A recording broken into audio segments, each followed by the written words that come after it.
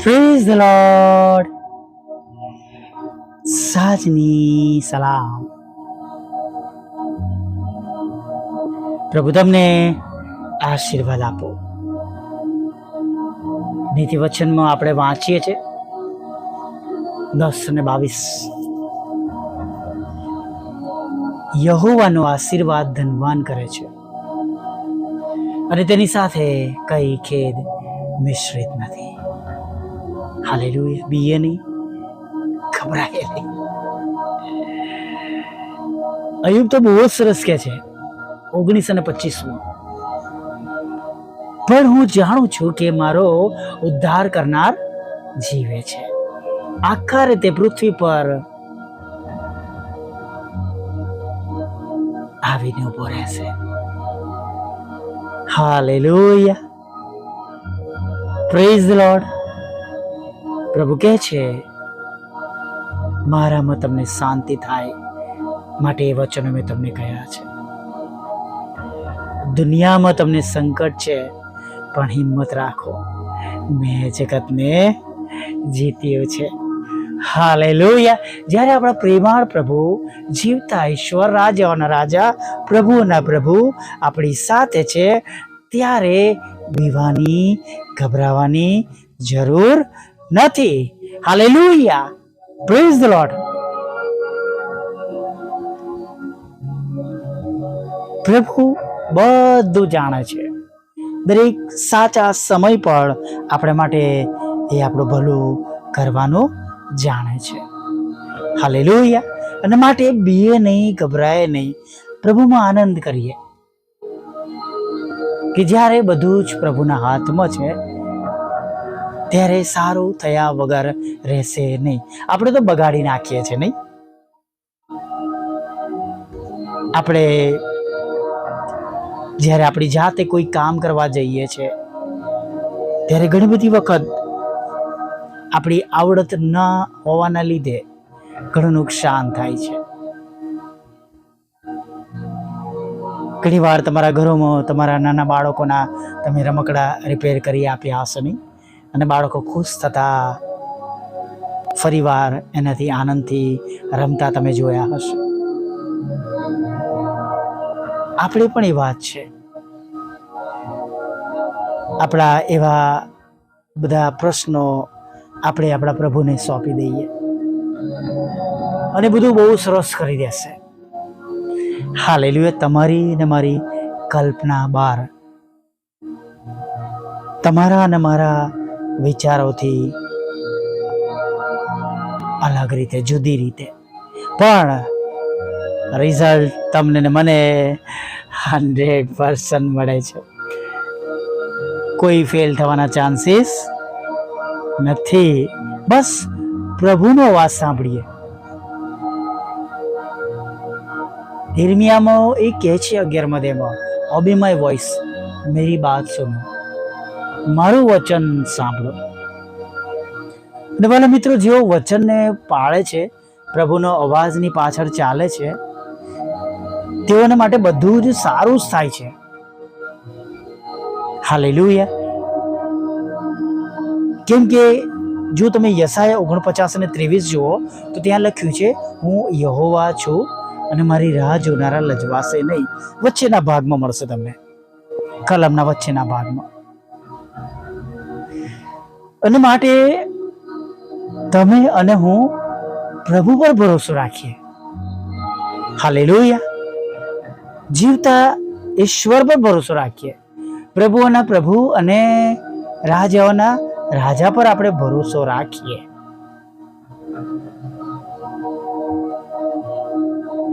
જે આપણને કદી મૂકી દેશે નહીં, પડવા દેશે નહીં, અને જો તેઓ આપણા માર્ગદર્શક છે તો આપણે ખોટા રસ્તે જવાના નથી.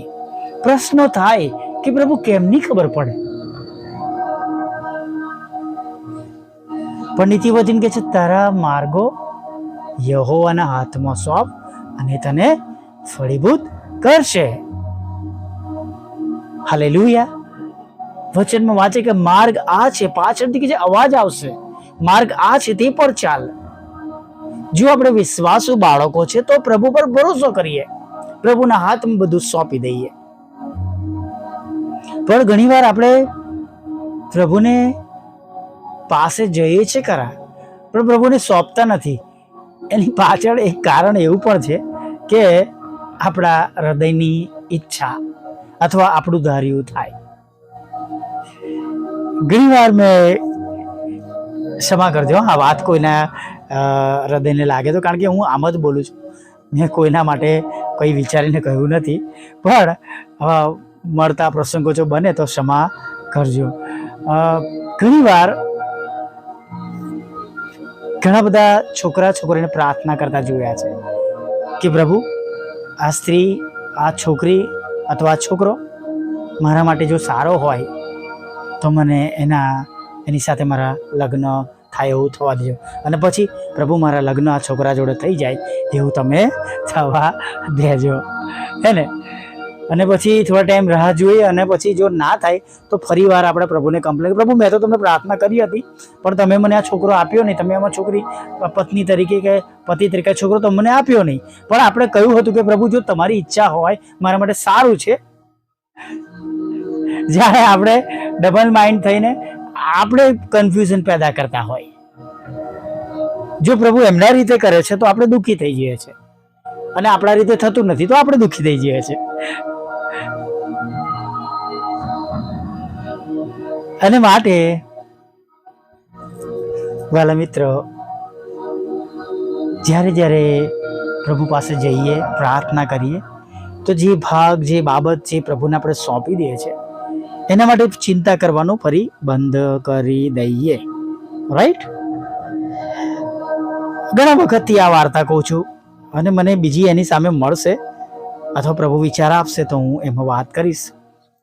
પણ આવી ગરમીમાં, જ્યારે અત્યારે સખત ઉનાળો છે નહીં, બહાર નીકળીએ તો આપણું ચામડી બળી જાય એવો તાપ હોય છે.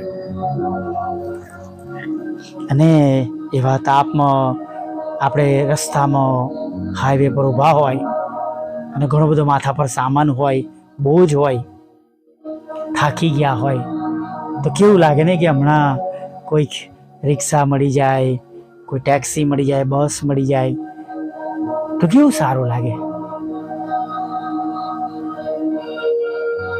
અને એવી રીતના એક ભાઈ ઊભા હતા, માથા પર મોટું પોટલું હતું, અને એક ભાઈ બહુ સુંદર મોટી સરસ ગાડી લઈને આવ્યા.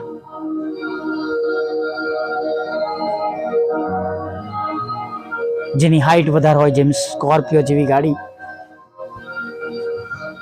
જીપ, સરસ એસી ઠંડક વાળી. ને પેલા ભાઈને ચલાવતા તેમને દયા આવી કે યાર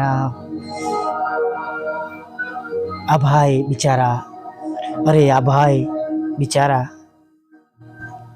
તાપમાં ઊભા છે. એમણે એમને પૂછ્યું ક્યાં જવું છે, એમણે આગળ કહ્યું મારે જવું છે, બેસી જાઓ, હું તમને ત્યાં જ છોડી દઉં છું. એ ભાઈએ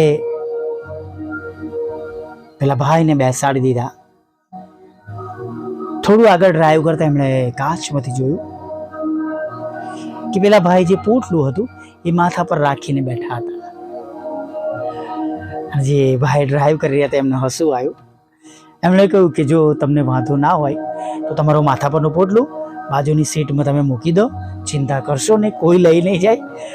તમે જ્યારે ઉતરો ત્યારે તમારા માથા પર એને પાછું મૂકી દેજો.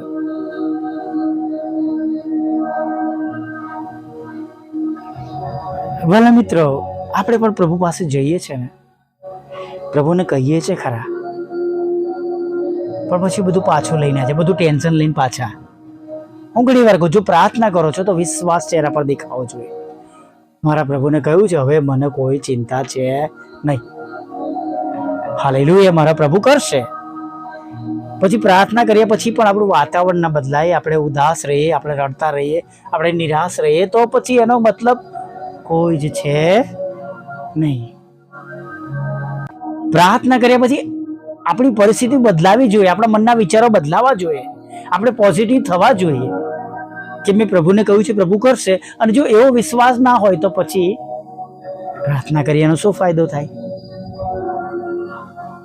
અને માટે જ્યારે જ્યારે તમે અને હું પ્રાર્થના કરીએ ત્યારે આનંદ કરીએ કે મારા પ્રભુને મેં કહ્યું છે અને મારા પ્રભુ હવે મારી પ્રાર્થના સાંભળીને ઉત્તર આપનાર છે.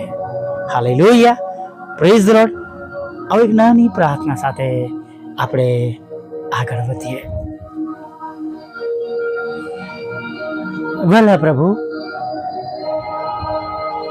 જેમ આખો દિવસ તમે અમારી સાથે હતા, તમે અમારી સંભાળ લીધી, તમે અમારી કાળજી લીધી પ્રભુ, તેના માટે અમે તમારો ખૂબ ખૂબ આભાર માનીએ છીએ પ્રભુ. માણસો તરીકે ઘણી બધી અમને જરૂરિયાત છે, પણ પ્રભુ અમે પ્રાર્થના કરીએ છીએ કે તમે એવા ઈશ્વર છો, તમે એવા પ્રભુ છો કે જે અમારી બધી અરોજો ગરોજો પૂરી પાડો છો, અને તમે એકલા જ એવા ઈશ્વર છો કે બધું અમારા માટે પૂરું પાડી શકો છો. અમે તમને થેન્ક યુ કહીએ છીએ પ્રભુ. થેન્ક યુ પ્રભુ, thank you, thank you, thank you.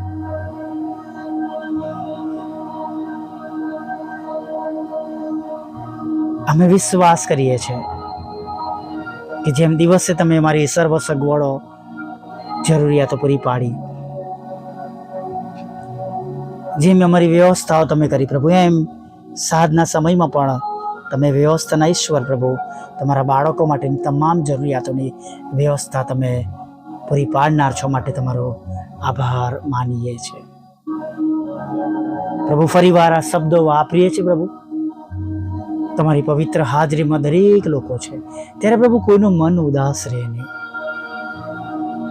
અને પ્રભુ સાંભળનારનું ભલું થાય, કલ્યાણ થાય પ્રભુ. અને ખાસ પ્રભુ સાંભળી રહ્યા છે, વિશ્વાસ કરી રહ્યા છે, બીજાને મોકલી રહ્યા છે પ્રભુ, એ બધાને પ્રભુ તમે નદીની પાસે રોપાયેલા ઝાડ જેવા બનાવજો પ્રભુ. અને પ્રભુ સાંભળનારને, વિશ્વાસ કરનારને પ્રભુ તમે શિર બનાવજો, પૂછ નહીં. હા પ્રભુ, સાંભળનારને, વિશ્વાસ કરનારને પ્રભુ તમે ઉછીનું આપનાર બનાવજો પ્રભુ, ઉછીનું લેનાર નહીં પ્રભુ. એવી અમે પ્રાર્થના કરીએ છીએ પ્રભુ. સર્વ શક્તિમાન અને એકમાત્ર પ્રભુઓના પ્રભુ, રાજાઓના રાજા, અમે તમારી આગળ નમ્યા છે ત્યારે દરેક સાંભળનારને પ્રભુ આ બધા આશીર્વાદથી ભરી દેજો પ્રભુ. પ્રભુ, જેઓને હજી સુધી તમારું નામ મળ્યું નથી તેઓને માટે પ્રાર્થના કરીએ છીએ. ઓડિયો, વિડીયો, વોટ્સઅપ, ફેસબુક, યુટ્યુબની સેવાઓનો પ્રભુ તમે ભરપૂર ઉપયોગ કરો, અમારી સેવાઓનો પણ તમે ઉપયોગ કરો, દરેકની સેવાઓનો ઉપયોગ કરો, અને પ્રભુ તેના દ્વારા તમે મહિમા પામો, ઘણા બધા લોકો સુધી તમારું નામ પહોંચે. અમારી પ્રાર્થના દ્વારા તેઓને બળ મળે, હિંમત મળે, વચન દ્વારા તેમના હૃદયમાં વાત તમે કરો, દોરવણી પૂરી પાડો પ્રભુ. અને પ્રભુ તમારા બાળકો તમારામાં ઊભા થાય, દોડતા થાય એવું થવા દેજો પ્રભુ. દરેકની ભૂલો, પાપ, ગુનાઓ માફ કરજો પ્રભુ. હા પ્રભુ, જાણે અજાણે વિચારોમાં, વાણીમાં, વર્તનમાં, હા પ્રભુ જાણી જોઈને કરેલા અમારા પાપોને પણ તમે ક્ષમા કરજો, એવી અમે વિનંતી ભરી પ્રાર્થના કરીએ છીએ.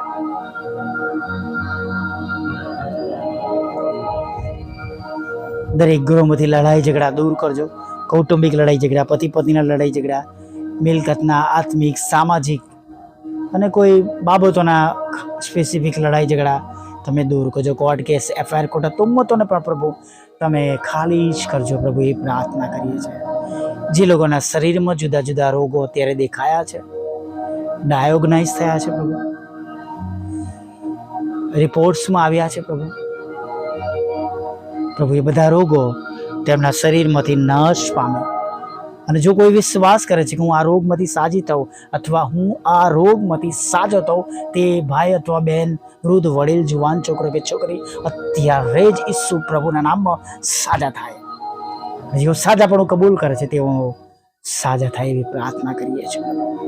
દરેકના નોકરી ધંધા રોજગારને આશીર્વાદ આપો, આવકના સાધનોને આશીર્વાદિત કરો પ્રભુ, સ્ત્રોતને આશીર્વાદિત કરો પ્રભુ પિતા, લગ્નનો આશીર્વાદ આપો, બાળક ધનનો આશીર્વાદ આપો પ્રભુ પિતા, વિદેશ જવાનો આશીર્વાદ આપો, વિદેશમાં નોકરી કરવા માટે, ભણવા માટે, કુટુંબ સાથે રહેવાના માટે રસ્તા ખુલ્લા કરો. આઈએલટીએસને બેન્ડ આપો, જુદી જુદી પરીક્ષામાં પ્રભુ તમે તેમને પાસ કરો પ્રભુ. નાણાંનો આશીર્વાદ આપો, મકાનનો આશીર્વાદ આપો પ્રભુ, મકાન ખરીદી શકે, વેચી શકે એવું તમે થવા દો. લોનનો આશીર્વાદ આપો. જે કંઈ કોર્ટ કેસ, એફઆઈઆર કોર્ટો તુમ્મતો છે પ્રભુ, તમે એને ખાલી જ કરો પ્રભુ પિતા.